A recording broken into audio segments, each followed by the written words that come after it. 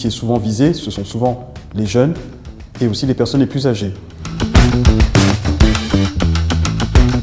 La pornographie laisse à croire aux adolescents que c'est une espèce de guide mode d'emploi de la sexualité qu'on aura quand on sera adulte.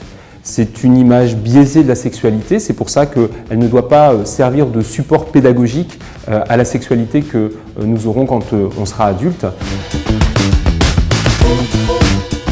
Pour exister au sein d'un groupe de pairs, montrer qu'on est grand par exemple, qu'on contourne les règles, qu'on enfreint les règles. Donc ça fait partie vraiment des raisons pour lesquelles ils vont massivement aller regarder des contenus qui ne sont pas du tout appropriés pour leur âge. Alors aujourd'hui, on estime à plus de 20 000 les jeunes en situation de prostitution.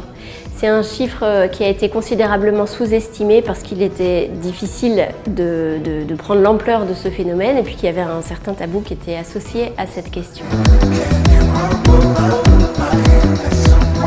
Un autre conseil en cas de situation de harcèlement, c'est d'abord bien entendu de signaler les contenus, ensuite d'informer l'établissement scolaire par exemple ou l'établissement dans lequel se passe la situation de harcèlement, et on peut bien sûr aller porter plainte selon le type de situation et l'ampleur du harcèlement.